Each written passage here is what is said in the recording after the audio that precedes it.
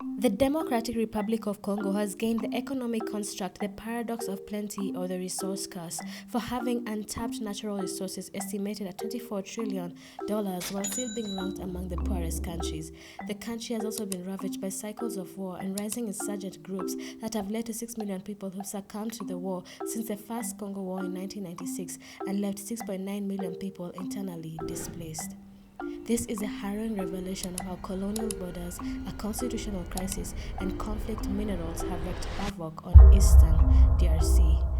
The Democratic Republic of Congo's rich history, as of any other country, stems from the scramble of partition for Africa in the Berlin Conference in 1885. In 1885, the Belgian King Leopold, was granted the Congo Free State as his personal possession.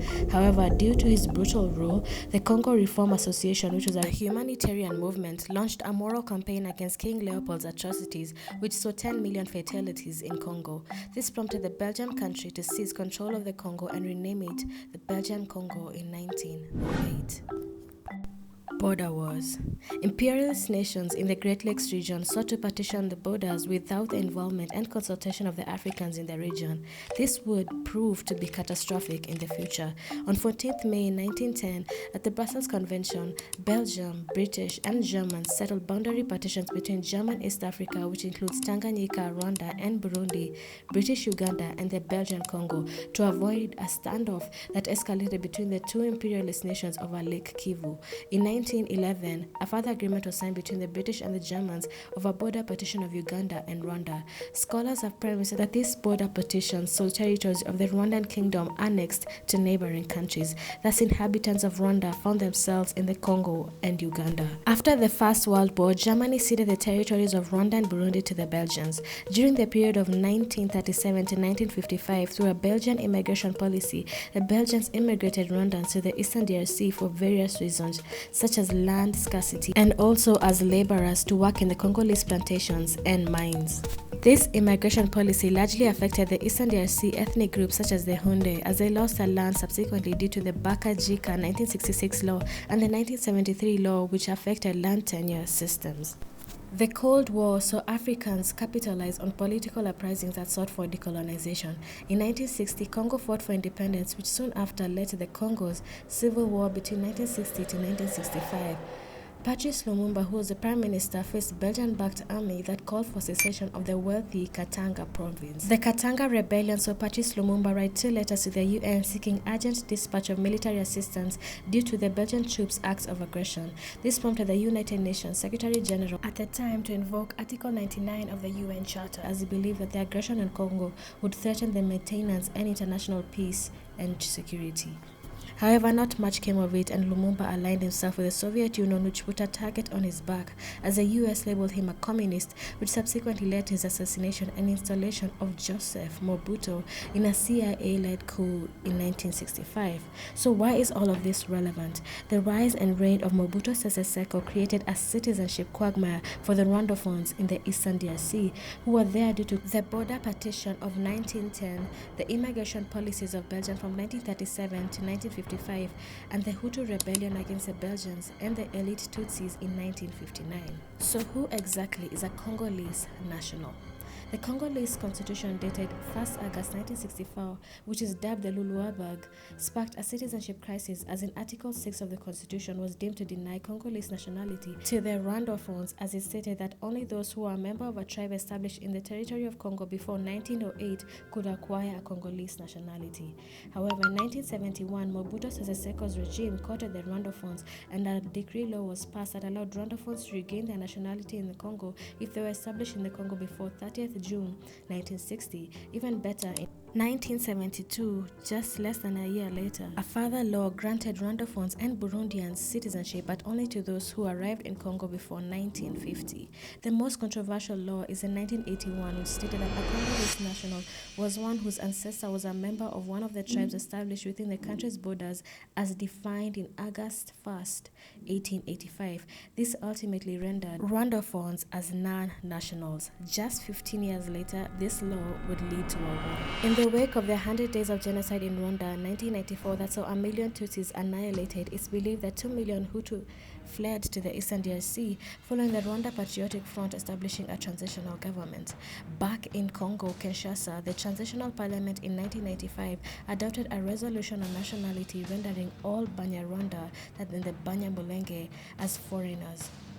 This essentially deprived them of their Congolese nationality. Subsequently, in 1996, orders were issued for the expulsion of the Rwandans, Burundians, and Ugandan nationals, who were given 6 days to leave the country.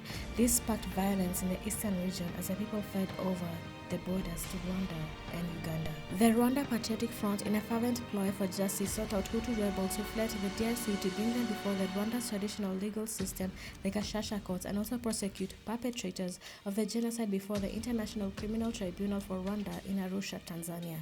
The Rwandan government, in concerted effort with Uganda and later on Angola, forged an invasion into Congo in 1996. This invasion gained the epithet Africa's First World War.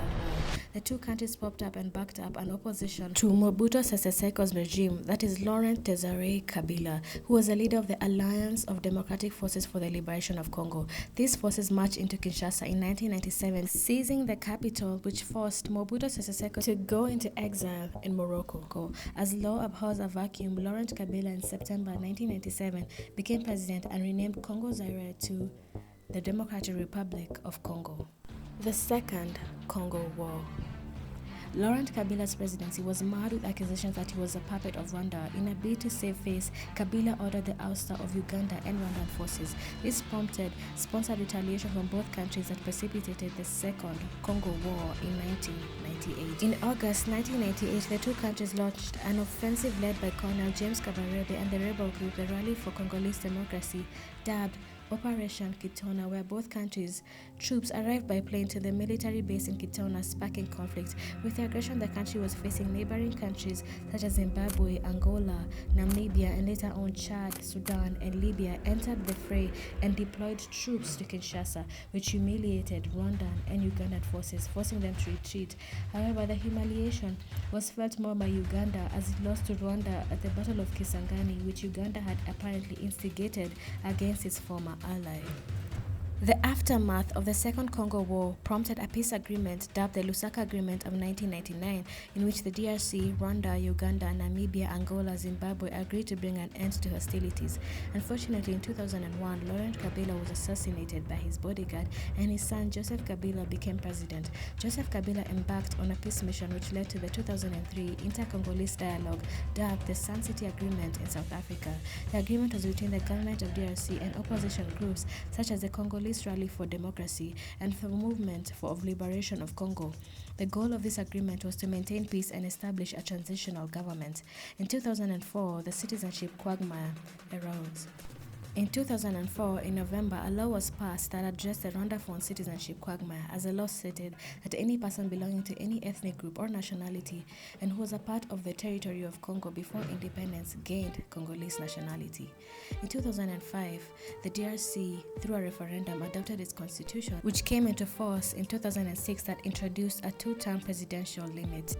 The new constitution would also address the citizenship quagmire, as it states any person belonging to an ethnic group whose members were present at DRC at the time of independence is of Congolese origin. In 2006, elections were held and Joseph Kabila won with a 58% majority.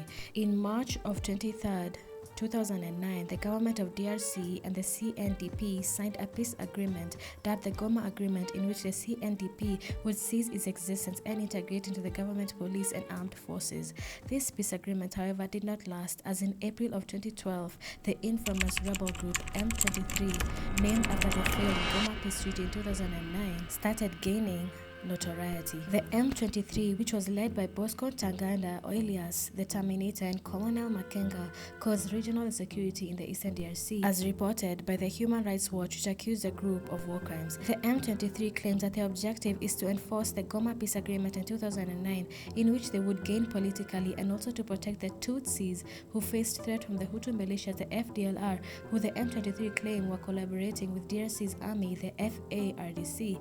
With the growing notoriety of the M23, the rebel group caught the attention of the United Nations Security Council, which published a damning report. The UN report dated 27th June 2012 stated that the two rebel leaders of the M23 were receiving direct military orders from Rwanda in violation of the sanctions imposed on the government of Rwanda. Following multiple defeats by the UN-backed offensive, the M23 surrendered, which led to its leader Bosco Ntaganda surrendering to the custody of the ICC to face war crime charges. I would be remiss if I didn't mention the United Security Council also imposed sanctions on the DRC in 2003, which included an arms embargo, travel ban, and access that were frozen. Whilst M23 remains to be the bane in the DRC's flesh, they are not the only rebel group in the Eastern Congo, as there are more than 120 armed groups, such as the Democratic Forces for the Liberation of Rwanda, which consists of mostly Hutu rebels, whose covert mission is to pressurize the Rwandan government to open an inter-Rwandan dialogue. However, it's revealed that it's much more sinister, as they actually want to overthrow the Rwandan government. Other rebel groups include the Allied Democratic Forces and the Lord Resistance Army, which are Ugandan rebels. Fourthly, the National Liberation Forces, which is a Burundian rebel group, Codeco rebel group, which is an agricultural cooperative, and the Mai Mai.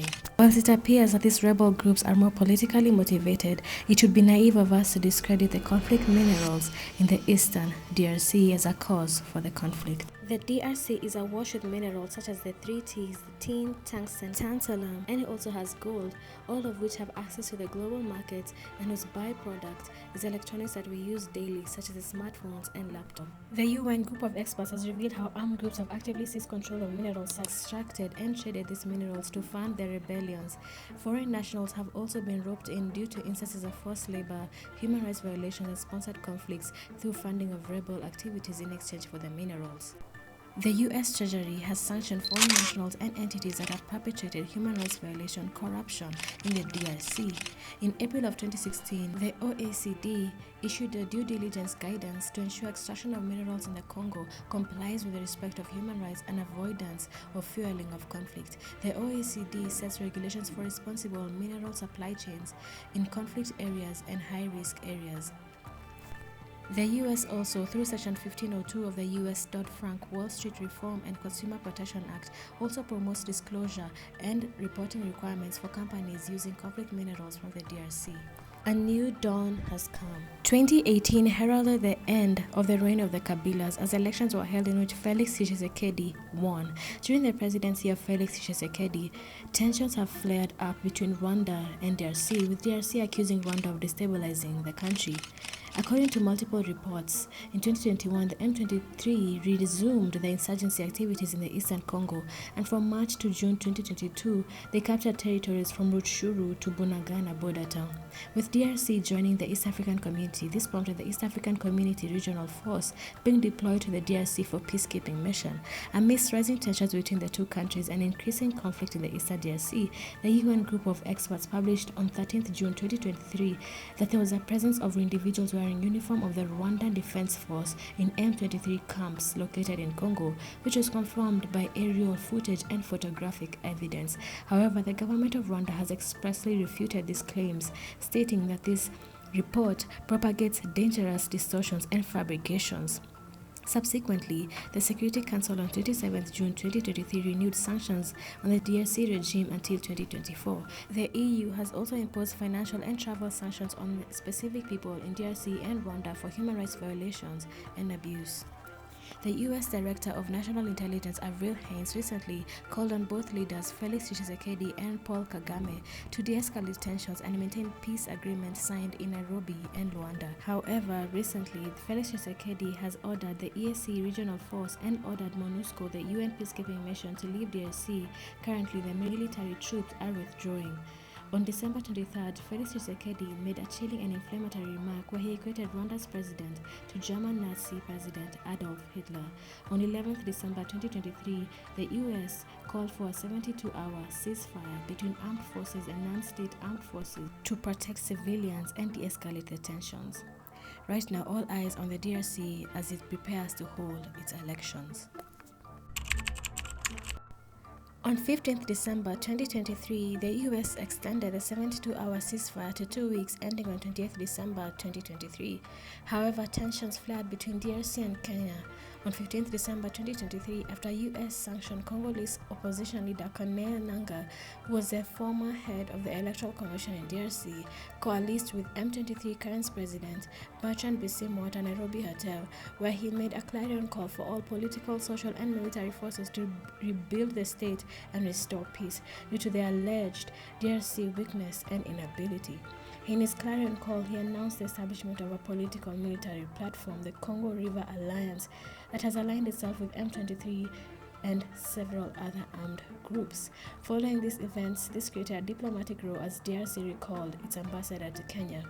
On 17th December 2023, the Kenyan foreign minister published a statement strongly dissociating from any utterances likely to injure the peace security of DRC, and reiterated its non-involvement in the internal affairs of DRC, and expressed its commitment to support peace, security, and the democratic consolidation of the country.